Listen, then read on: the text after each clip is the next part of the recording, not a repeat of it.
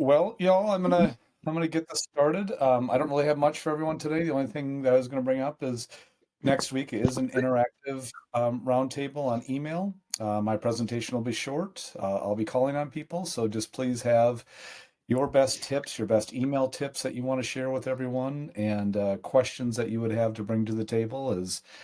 Email it's something that people do quite a bit different. So for everyone, so I think hopefully we can learn from each other, and hopefully we have some good tips and good questions. And that's really all I have for this morning. But I'm just gonna turn this over to Dave, who's got an awesome presentation for us. And yeah, Dave, take it away. All right. We are talking about opportunity today and finding opportunity. So I can't see everybody here, but maybe just a quick. So how many of you have opened up or gotten an ad call and you open up the file and the first note on there is, we have nothing for this doc, right? And it's open and that's all it says. We have nothing for this doc. And so you talk to the doctor and maybe you find something, or, there is a definite job that maybe it just opened up. But the real question here is, when you talk to a doctor, are you maximizing the value that lead has for yourself? That's what we're talking about here. What is the opportunity? You got this person on the phone or you're texting, however you are communicating with this doctor. What opportunity does this doctor present to you? Now, unless, if it's a J1 visa doctor, yes, I'm not going to encourage you to go out there and do a full marketing thing for a visa candidate. But this is a candidate that can get to work and doesn't have a bunch of baggage. We absolutely have something to do for that doctor. We may not have a definite job that pops right up that you can easily do something with, but we absolutely have opportunity that you can utilize that candidate for. And part of finding that opportunity is changing how you look at a candidate lead. And so I will share this just really quick thing, because this is how, when I think about recruiting, this is how I think about it. It's not the circle of life, but the circle of recruiting. And I can't tell, is that sharing? It's thinking trying. about it. You are There we go. sharing. On my screen, I can't see if it's sharing or not. It's up. It says clients and candidates. Okay, so With blue we have arrows. a circle here. All right, you get a new candidate. That candidate is bait to get new clients, new jobs. You get a new client, you get a new job. That new client or job is bait to get new candidates. Anytime you talk to a client or a candidate, you are giving yourself some kind of bait to get the other person. And it's just a matter of how well are you willing to invest in taking that opportunity. So if you're talking to a candidate and somebody says we don't have anything for that, that's not true. That candidate is bait for you to get out there in the market, spend your time trying to find something for that candidate. All right, we get a new job. You should immediately be thinking, how can I use this to get new candidates? Maybe those candidates you get are not appropriate for that job that you found, but they might be appropriate for other clients, other jobs, right? So the question is not so much from the get-go, is this candidate a good match for this client? It's more, can I do something with this candidate to get him introduced to others, to find new stuff? Do I have a candidate that's good for this client. I don't know, but I can put this job out there and candidates are going to respond to me, and then who knows what we'll find. But so there's opportunity anywhere, and it's not just necessarily as simple as I talked to this candidate and there's a job for this candidate, right? It's not always that easy. Sometimes we got to get out there and we got to do some work for these folks. And that's where the opportunity of our job really lies. So change the way you look at it. And this goes to like the interview. I mean, everybody that's ever worked with me knows I harp on the interview process. And the reason you harp on the interview process is because the more you talk to the candidates, the more you find out what else they might be open to. Other towns, other types of jobs. I was just talking with, I think it was Nick, that had these people getting back to him. And, they were J1 candidates, which we're not going to do much with them because they wanted to be hospitalists. So we just ditched them. And now they're calling back and they're like, do you got any that would be outpatient? Well, now you got something to work with, right? So the opportunity is always there. You just have to be on the lookout for it.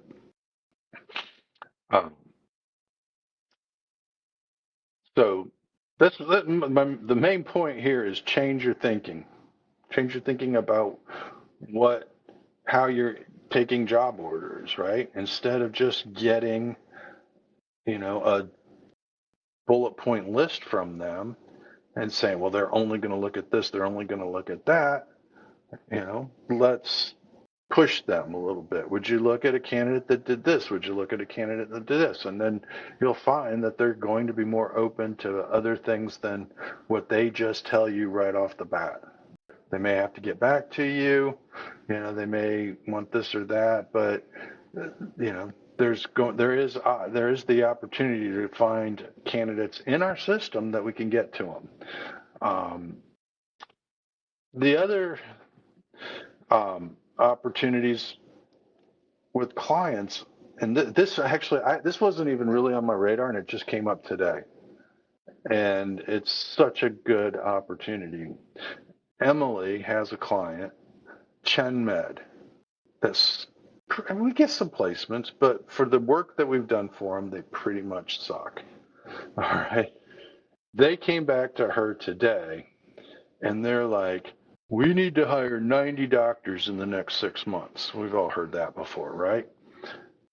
And they're like, we want to know, if we gave you a certain location, would you give us a group discount?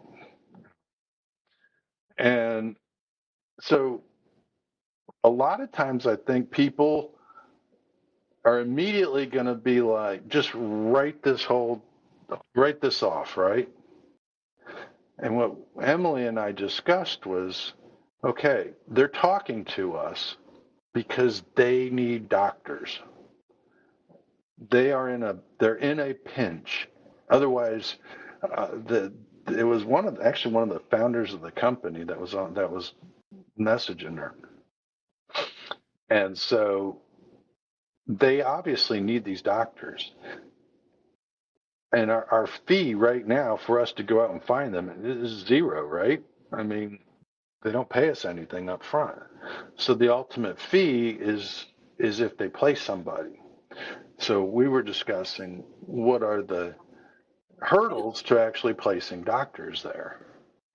And part of the problem goes beyond the fee. All right. The fee is just, that's what we charge, that's what we're worth.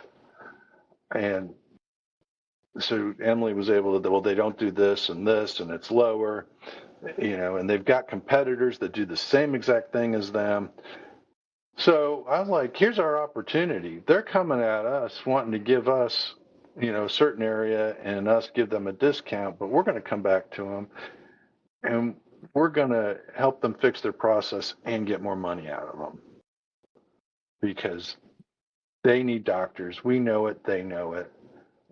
And just saying, oh, you can send all the doctors here, and then that's not even worth our time to discuss.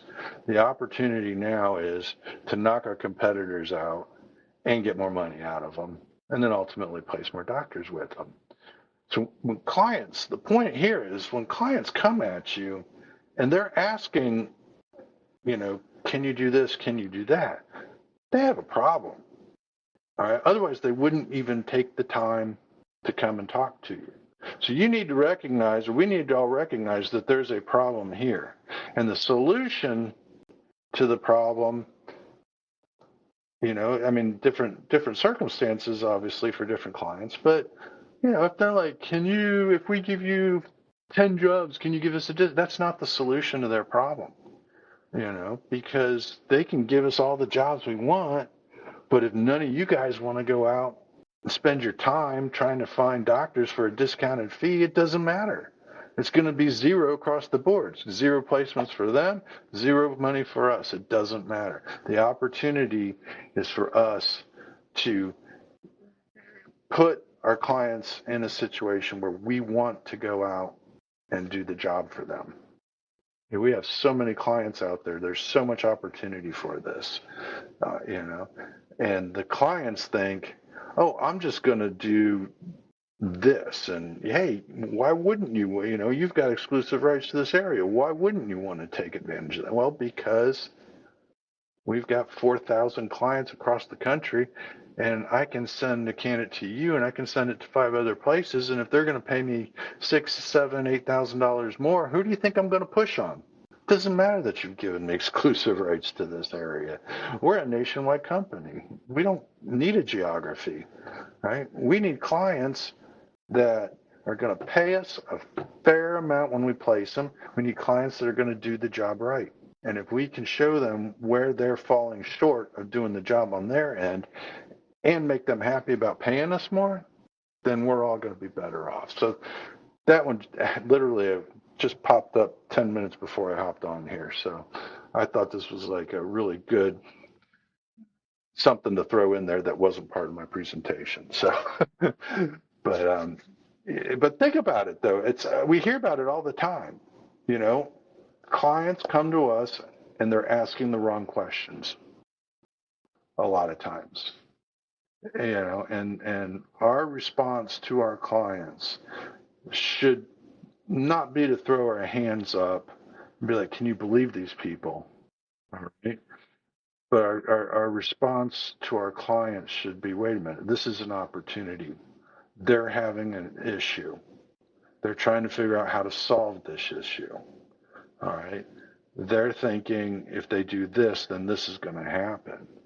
All right. But that's not the reality. What we need to do is take this opportunity to educate the clients on what the world is out there and how they can make changes with what they're doing and that.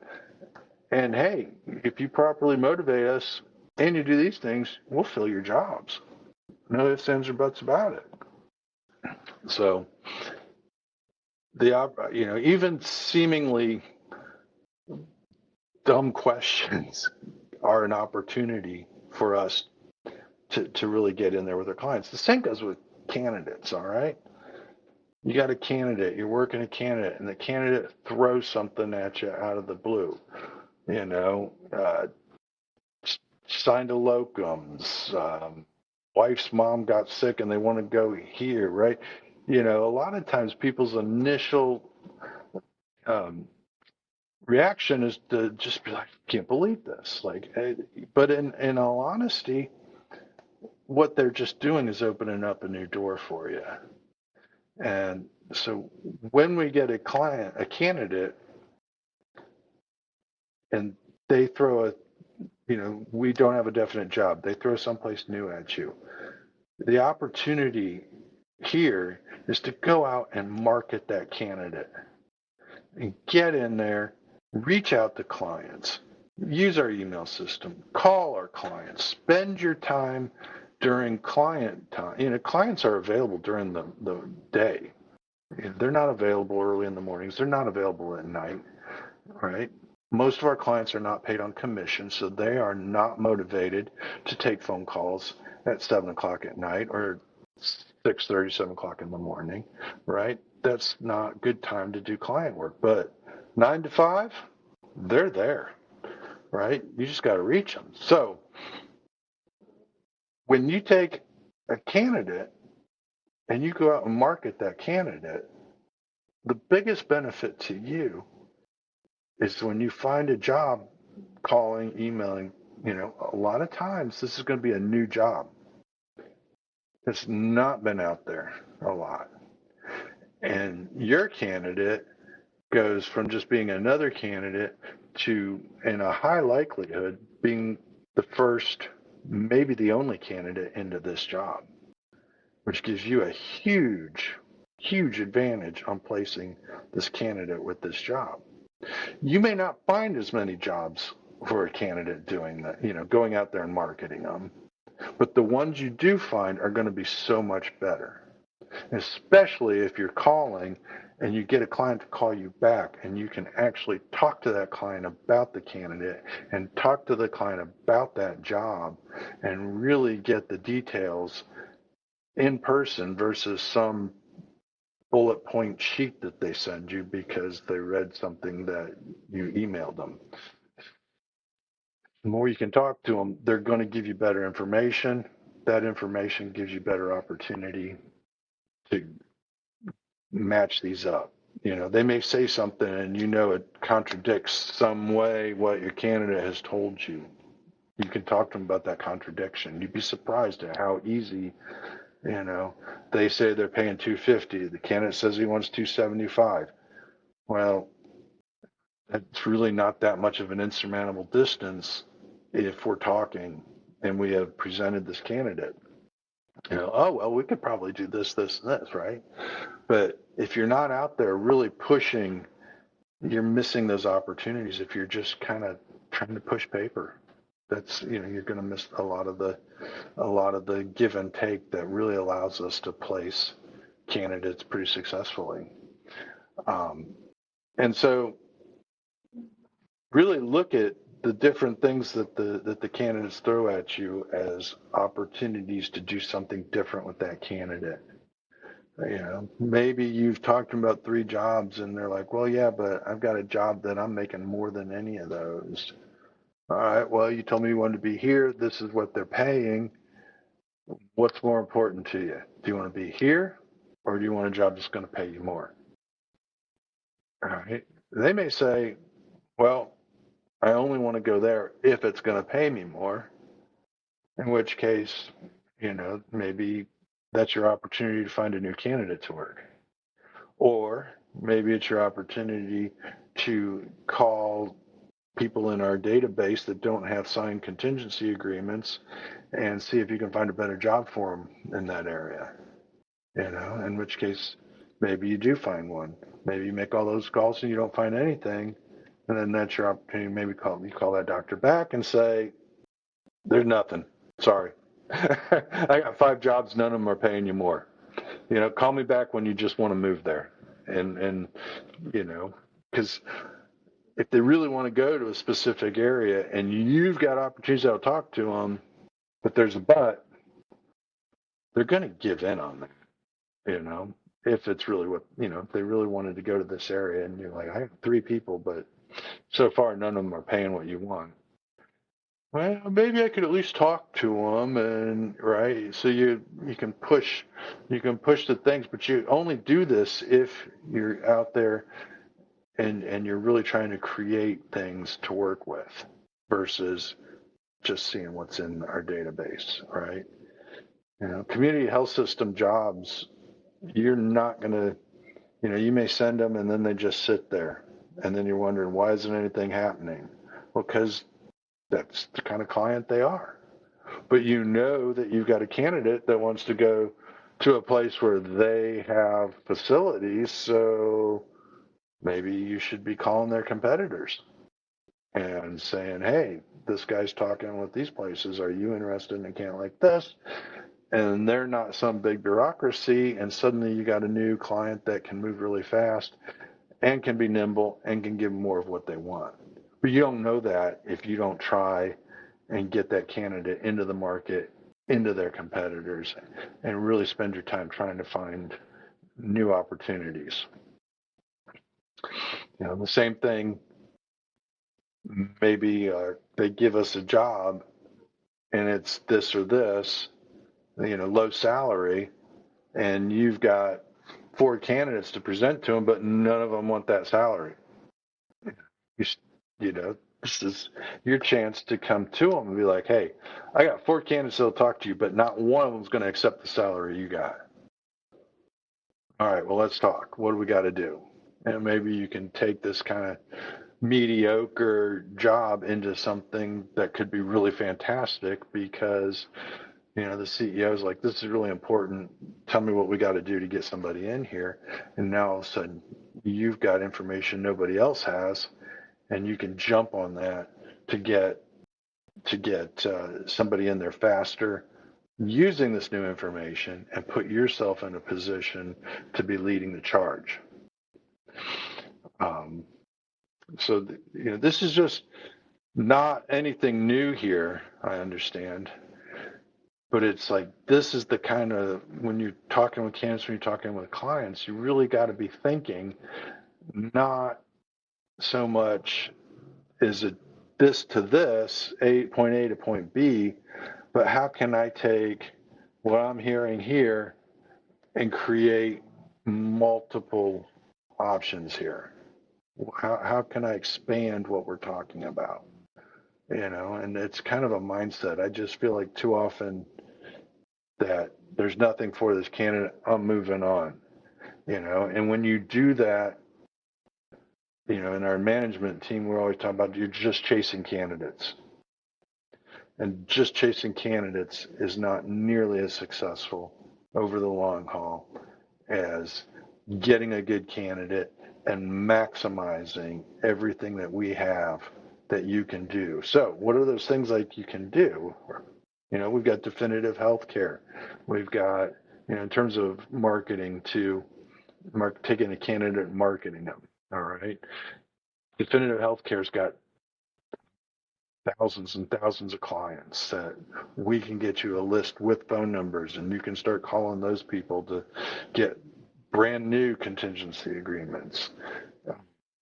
There's if you just do a general search, batch search, and look over to the right, tells you who we've got signed CFAs with. And there are so many places still that don't have that check mark. Those are all opportunities to get new clients, get new fee agreements. The yellow pages don't exist anymore because you've got Google. Worst case is type in the Google search.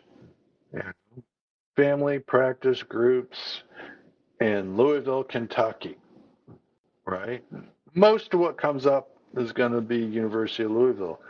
But you scroll down and all of a sudden there's, hey, here's this group I never heard of before. We should give them a call. You have to look for these opportunities, but they're there. And we've got them. Any questions? All right.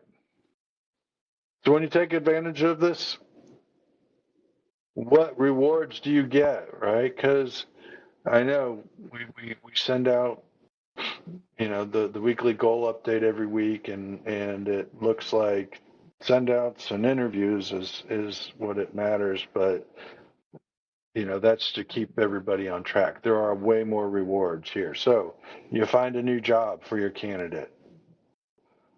You've got multiple rewards with finding a new job. Your candidate's probably going to be a top candidate for them. You can use the fact that you've got a great candidate to get a new or a bumped fee for that client. Once you got a new job, you can send that to our crush opportunity and get more candidates for that client. So then you can get the bonuses that come from all of these. So like, it may not be a direct A to B, but getting out there and looking for and thinking about what opportunity is this candidate, what opportunity does this client present for me, ultimately is going to make you more money. And that's why we're all here. So my thing is, just think about this when you're talking with folks. What can I do? What opportunities to do something with what I've just heard do I have?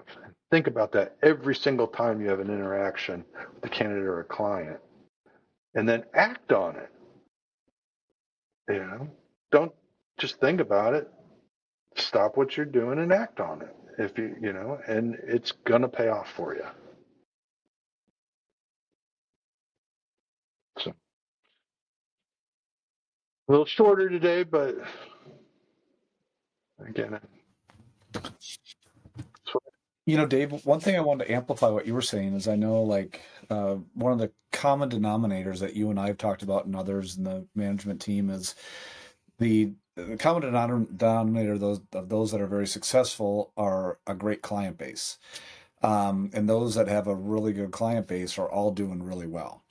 And I know, like, when I was getting started and trying to build up my client base, what you were talking about at the very beginning was the exact formula that I used. It was like I would find a really good candidate, and rather than being like, I don't have anything for this person, it was pure bait. It was bait only. It was like if I found a job for the candidate and I could market them and place it them, great. I wasn't even worried about it. I wasn't worried about if I had a job for this or if I would ever do anything for this candidate at all. It was a candidate that I connected with, I talked to, and it was a great candidate who had awesome bait, and it got clients to pick up the phone, answer emails, whatever it was that no, it took a lot of volume, a lot of hard work, a lot of calls, emails, all that.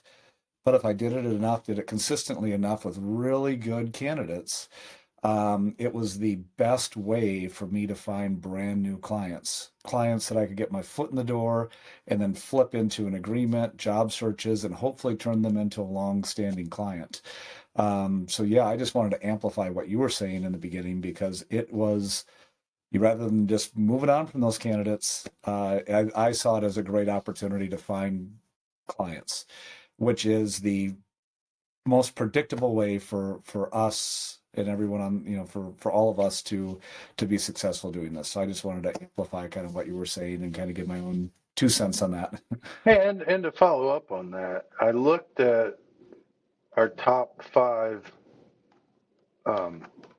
producers over the last 18 months and the number of jobs that the top producers have put in. And it's striking. They have an average of closer to 250 new jobs put into our system over the last 18 months versus, and I didn't do the lower because there's time variations. There's a lot of reasons why, but so it's not really a comparison as to these people are doing what these people aren't. But, you do want to emulate success. And in this case, it's very clear that the most successful people put the most jobs into the system. And they don't do that just by magic, you know. It's they're out there talking to clients. They are interacting with clients on a regular basis. And because they're out there doing that, they are getting these opportunities to get new jobs into there. And but you can't do that if you're not actively in the market talking to clients and doing, we don't use the term, but it's business development. Your own business development. It's so important. And if you've got just look at the production report if you want to see, and just go back 18 months and you can see the stark difference between the number of jobs. um, I looked at like new CFA sent too, but I don't know if that's working right because almost everybody has more signed CFAs than they do have new CFAs. So I didn't look at that, but I mean, I did look at it, but I wasn't, it didn't make sense what the numbers that I was seeing. But I will say, in terms of new CFAs, again, the higher numbers are, more success is shown by more signed CFAs, So it's, it is, like I said, it's not something that we put out there every week. Um, but it is an indicator, and it's the people that have more signed CFAs are doing better. People that put more jobs in the system are doing better. And both of those come from looking for the opportunity to do something and then going out and doing it. Dave, I don't know if you mentioned it. I didn't hear if you did, but obviously when we have these candidates to use for bait, we have internal clients in RMS, we have definitive healthcare, we have Google searching, we have all that. Another thing that we can use too is the client mailer program that we have, doing the client mailers through RMS. That's something that I've used to be very effective when I have a great candidate, if they're in very specific geographical areas that they're looking, doing like client mailers, purely for the same reason I was talking about before. It's a great way to get clients to respond. Look them up in RMS really quick. Where are they? Do they need a new agreement? Do they need an agreement at all? Do they need updates on their jobs? Obviously, answer the question on the candidate that whatever they're responding to, but then flip it immediately into the ultimate goal of getting them active and engaged. But the client mailer, talking to your managers about that for really good candidates, it's a really, really effective tool. And make it even more effective as you do the client mailer and then you follow it up by calling. Yep. And now you've got 2 points of Absolutely. contact. And when somebody's trying to decide who And they're going to call back, you've got 2 points. You're a stronger candidate for them to take the time to call back. Sorry, Jeremiah. Go ahead. nope, you said it all. That's Yeah, it's not, like I said, this is not brain surgery, so I don't have a huge long thing to talk about, but it is. Oh, sorry, Ian, go ahead. That's okay. Yeah, I was actually. It's funny. I was getting ready to talk about brain surgery. Not really. Not really. No, I did want to add just a couple things here. Number one is that I know Dave, you said, I promise I'm not trying to contradict you here, my friend, but I know you said we're not really having a thing where we're always going to be sending a fee agreement or two every week. You guys, I think you're missing the boat. You are missing the boat if you aren't sending out one new CFA a week, at least one, a fee bump, a bonus addendum, whatever it is, a new client generation bonus. You guys, you owe it to yourself to create that opportunity, right? What Dave and Jeremiah are talking about here is when you have those new jobs, those new targets, whether it's a bonus, whatever it is, that gives you a lot of things to create new activity for. It also gets your colleagues helping you trying to identify candidates when there's a bigger fee. You've got a bonus on the line. All these things can help you make more money for the same work, something I know many of you have heard me say. So again, you need to have a goal every week to get out 1 to 2 fee agreements, no matter what. If you're struggling with making that happen, that tells me you're likely not spending enough time communicating with clients throughout the week. Okay. There's an element here where we want to be able to talk with clients before we send them a fee agreement, right? I think we're trying not to just like drop a new fee agreement in their lap. However, if you have attempted to reach somebody, like right now, there's a client that we've got where they've got a fee agreement from 2014 for $20,000 and $21,000, right? Yippee, that's awesome.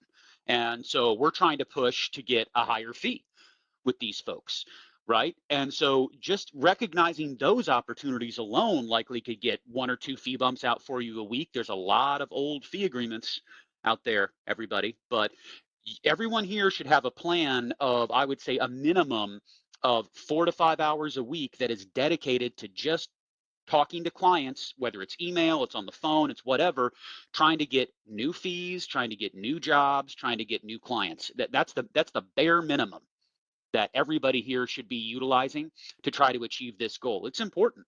And it's definitely not a coincidence that when you look at who's sending out the most fee agreements, who's got them signed, who's entering the most jobs, those tend to be the people that have the most things going because they've created those opportunities for themselves. Now they've got clients that have an expectation to hear from them. If you go to a client and you get them to sign a new fee agreement and then they never hear from you again, you've missed the boat on that, right? Now, when you've done that, now they're like, okay, what is Nick Harris going to produce here? What's Jordan Duke going to produce now that they've convinced me to sign this new fee? So you've got a window of opportunity there to really take advantage of it and try to roll out the red carpet. Are we always going to be successful in that effort? No. And that's why we all know that the quality of clients is extremely variable.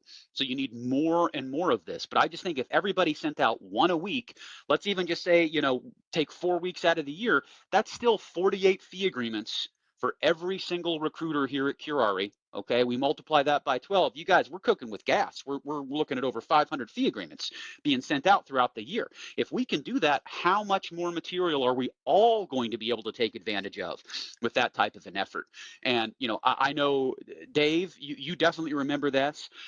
Back in the old days of Curari, we did not have the luxury of being able to just say, oh, I've got this huge data bank of jobs that I can just go back to the well on. If we didn't get new jobs and new clients, we weren't making money. That was the foundation of success, was calling clients and marketing.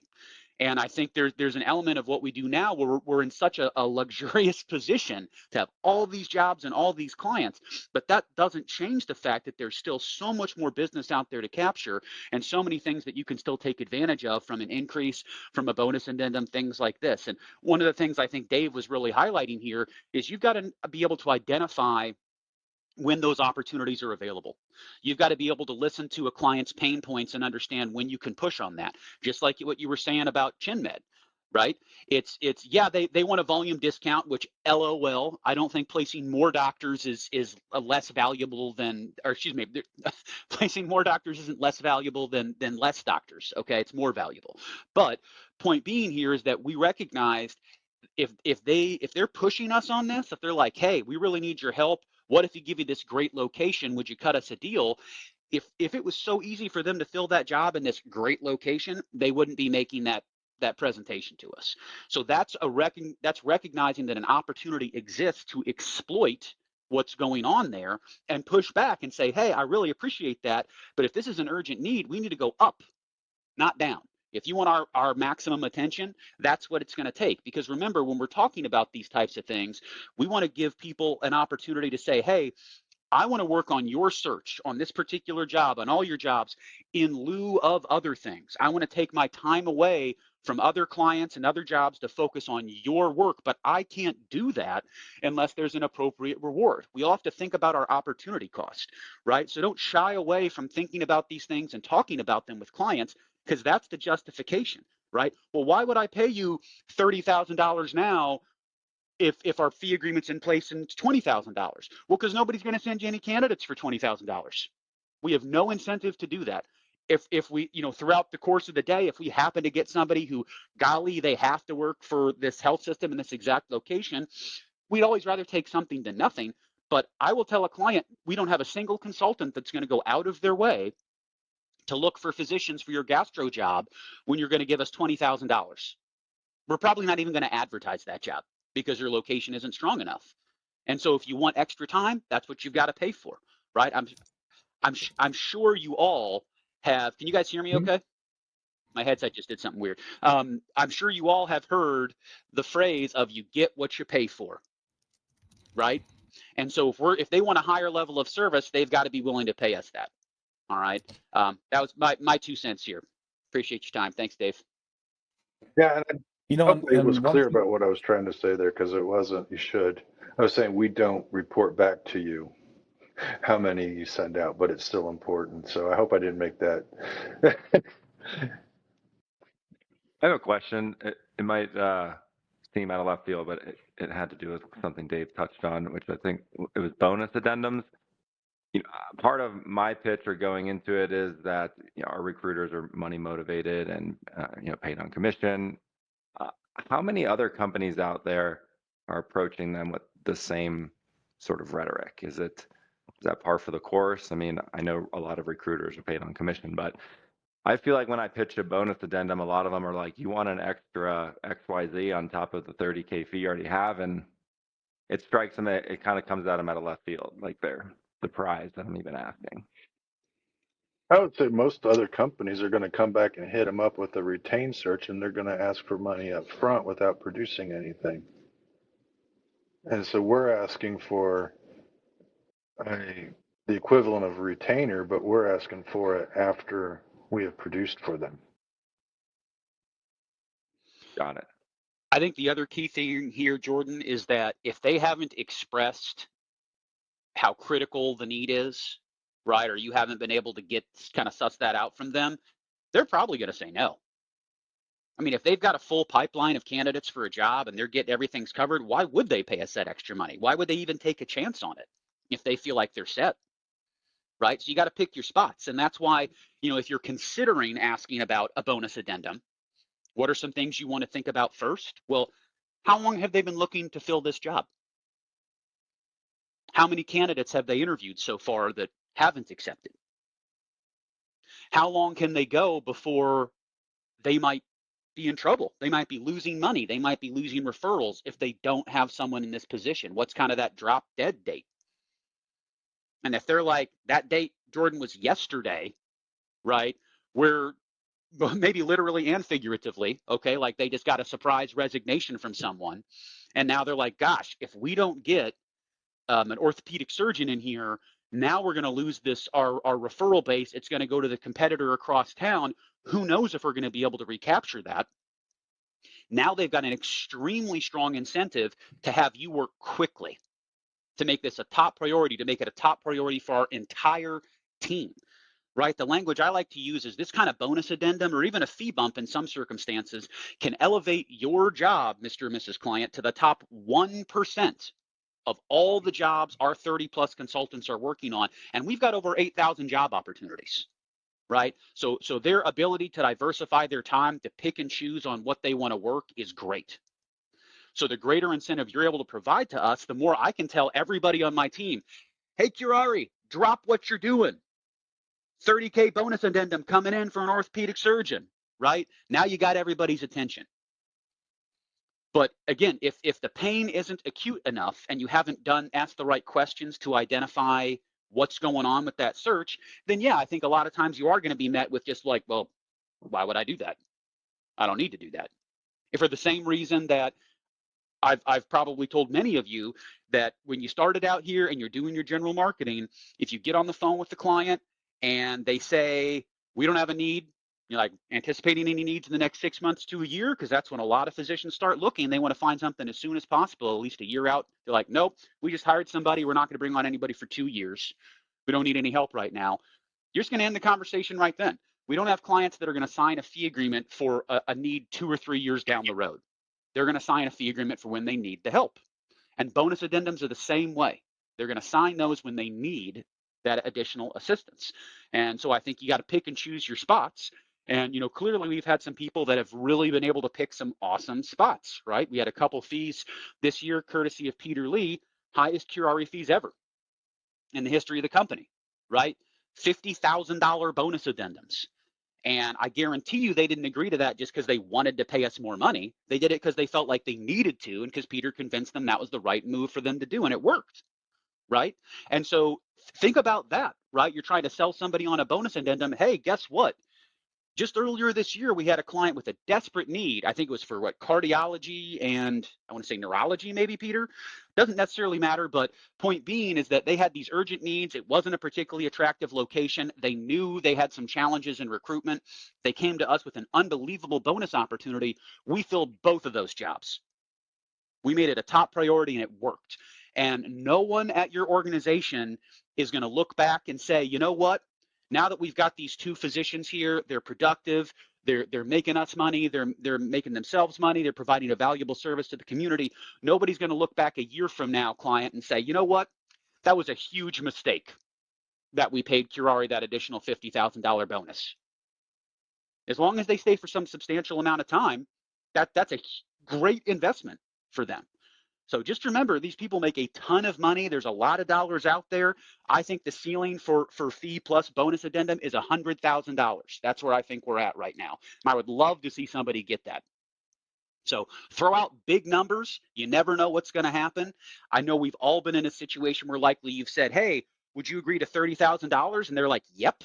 You're like, man, I probably should ask for 35 or 38 or 40, right? And so don't sell yourself short. on that stuff. You guys, we can always back it down. We can always, lower it gracefully, figure out how we have to work it. But you guys, throw out these big numbers and make a commitment to yourself and your own success at Curari to speak to Jeremiah's point here, to help build your client base, to build a stable, whether it's clients, it's jobs, it's bonus fees, whatever, by getting these fee agreements out every week. Don't let a week go by where you haven't had at least one chance, at least one swing. Okay? Let's do it. Cool. Thanks. Buddy. Guys, one thing I wanted to mention too is that I think one of the most other really important factors is consistency. The things that Ian, Dave are talking about.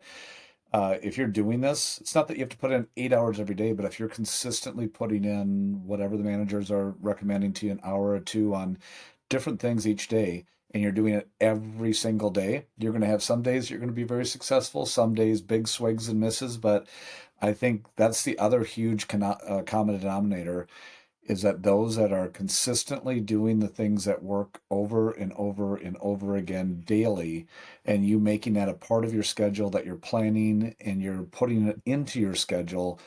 Okay, at this time I'm doing this. And if you're making that a part of your daily process, what Dave and Ian are talking about, it will pay off. It may not pay off every day, but these things, as far as new clients and getting new clients, like I'm talking about, you just need to get, if you got one a week, let's say one a month's really good. One a week is outstanding. So it's just like the point is that you have to take a lot of swings. There's going to be a lot of misses, but if you're doing it every once in a while, I'm going to put a whole day to it once a month. Is not nearly as effective as I'm going to dedicate an hour a day, especially as you're trying to build your client base every single day, 5 days a week, 20 days a month. You're doing that daily, cumulatively 20 hours in a month. You're going to see success. Absolutely. Guaranteed. And then it's a matter of talking to your managers on how to, be better at that process, how to refine that, how to get better at what you're doing. And the only way really to get better at that kind of stuff is to just try, to keep doing it, to keep going out, taking those candidates, using it for bait to get new clients. And the only way that you're going to be able to refine and get better and have data to give to your managers so they can help refine that process is by repetition and consistent repetition. So yeah, that's another really important thing I wanted to bring up. Just a side note, there's an old sales technique. Somebody's like, what do I got to do to find this doctor? You're like, yeah, guess an $80,000 bonus. What? Yeah, that's probably pretty high, but I'll tell you what, if you could do like 30, then it sounds 30,000 bonus sounds much better. And just even increases the odds of getting it. Throw out something huge. You want that reaction of that, what? Right? And then when you throw something out that's still good, but a little bit lower, it sounds better. To Dave's point, I'm going after Peter's record because we have Mayo who is in desperate need of an interventional cardiologist. Mayo pays a percentage of the first year salary, so that by itself is a $72,000 fee. Well, they're like, well, how do we get more traction? So I pitched a $50,000 bonus addendum on top of the percentage of first year salary. And knowing that they're probably going to come back and say no. If they come back and hit on 50, great. If they don't, then what if I get 25? $25,000 fee on top of 12% of their first year salary. I'm pretty sure that I'm going to be able to get them at 25, and that's a $100,000 fee. But to Dave's point is, I swung high and know that I can come back, and still a $25,000 to $30,000 bonus on top of what their already good fee is going to be great. So yeah, to amplify what Dave said. One last thing I'll say here as we're wrapping up, just kind of tangentially related. I knew we were also talking about getting jobs into the database for the same reason as creating new activity with fee agreements and whatnot. Make sure that when you're putting jobs in the database, you guys, if it is not a verified job in the sense that a client has said, we want you to send CVs for this search, that should be a lead without exception. All right. And there should be a note in the job notes that says, I put this job in from a job board harvest or whatever it is. All right. That way everybody else knows what's going on. You should also work to either convert that into an active job or fill the job right away. Okay. Don't put leads into the database and then not do anything with them in terms of trying to validate them. Okay. And also keep in mind that just because a client has a fee agreement with us doesn't necessarily mean they want our help with everything. So if we do have a fee agreement, by all means, get the job in there, but make sure it's listed as a lead, make sure there's notes indicating that. I know we all move quickly, but it's frustrating when names are getting sent and CVs are attempted to be sent over only for a client to come back 4 or 5 clearances later and say, we don't need your help with this. Thanks for the 4 or 5 free candidates. Right? So cross your T's, dot your I's, you guys. Make sure that when you're getting this info in there, that it's accurate. And, you know, because there's a lot of sources out there, it'd be easy to go and just job board harvest a whole bunch of jobs just for the sake of doing it. And that's not what we're looking for people to do. Okay. Put in quality content into RMS and make sure that you're chasing down, is it something legit that we can take action on or not? And if it's not, get it the heck out of there.